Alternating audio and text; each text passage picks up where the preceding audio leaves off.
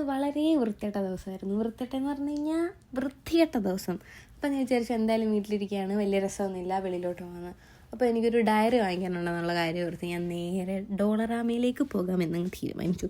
സമയം ഒരു 4:45 ആയിട്ട്. അപ്പം നല്ല വെതറായിരുന്നു, ഒരുപാട് തണുപ്പൊന്നുമില്ല, എങ്കിലും അത്ര ചൂടൊന്നും ഇല്ലാത്ത നല്ലൊരു വെതർ. ഡോളറാമ ചെന്നപ്പം എൻ്റെ മൈൻഡ് മാറി. വാങ്ങിക്കാൻ വന്നത് ബുക്കാണെങ്കിലും അപ്പം ഞാൻ വിചാരിച്ചു ബുക്കിന് പകരം കുറച്ച് ബോളൊക്കെ വാങ്ങിച്ചാൽ എങ്ങനെ ഇരിക്കും. പിന്നെ ഞാൻ എന്നെ തന്നെ പറഞ്ഞ് മനസ്സിലാക്കി നമ്മുടെ ആവശ്യം ഡയറി വാങ്ങിക്കുക എന്നുള്ളതാണ്. പിന്നെ അവിടെ കുറേ നടന്നതിന് ശേഷമാണ് എൻ്റെ സാധനങ്ങളുള്ള അതിൽ ഞാൻ കണ്ടുപിടിച്ചത്.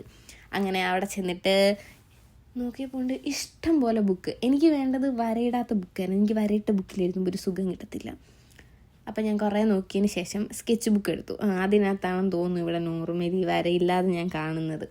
അപ്പം ഞാൻ ആദ്യം തന്നെ ഈ പർപ്പിൾ ബുക്ക് സെലക്ട് ചെയ്തു. പിന്നെ അവിടെയുള്ള ബുക്കുകളെല്ലാം ഞാൻ തുറന്നു നോക്കി. ഇപ്പം കോളേജ് ക്ലാസ് തുടങ്ങാറായി, അപ്പം നോട്ടൊക്കെ എഴുതാൻ കയ്യിലുണ്ട് വേറെ ബുക്ക്, എന്നാലും നമുക്ക് കാണുമ്പോൾ ഒരു ഇതാണല്ലോ. എന്നിട്ട് അവിടെ ഞാൻ നോക്കിയിട്ട് പിന്നെ എൻ്റെ നോട്ട്ബുക്കിനകത്ത് വരളതൊന്നും കണ്ടില്ല.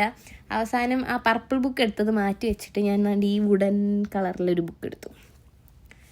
പിന്നെ അവിടെയൊക്കെ നിന്ന് കുറച്ച് പ്രകൃതി രമണീയതയൊക്കെ ആസ്വദിച്ച് ഞാൻ നേരെ വീട്ടിലോട്ട് വന്നപ്പോൾ ഇവിടെയുള്ള ചേച്ചിയും ചേട്ടനൊക്കെ നല്ല ഫ്രൈഡ് റൈസ് വെക്കുന്നു. എന്താണെന്നറിയില്ല, സോയ സോസ് കൂടി പോയി ബ്രൗൺ ആയി. പിന്നെ ഇച്ചിരി ഐസ്ക്രീമും കഴിച്ച് ഞാൻ എൻ്റെ സാൻഡ്വിച്ച് ഉണ്ടാക്കി. വിശന്നിരുന്നിട്ടാന്ന് തോന്നുന്നു, നല്ല സാൻഡ്വിച്ചായിരുന്നു, നല്ല ടേസ്റ്റ് തോന്നി.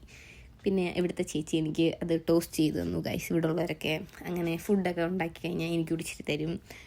ഞാൻ ഉണ്ടാക്കുന്നത് അവർക്കും കൊടുക്കും. അങ്ങനെ കൊടുക്കേണ്ടി വരില്ല, എന്നാലും അവർക്കും ഞാൻ കൊടുക്കും. പിന്നെ എൻ്റെ ഡയറി എഴുതിയിട്ട് ഞാൻ നേരെ കയറി കിടന്നുറങ്ങി.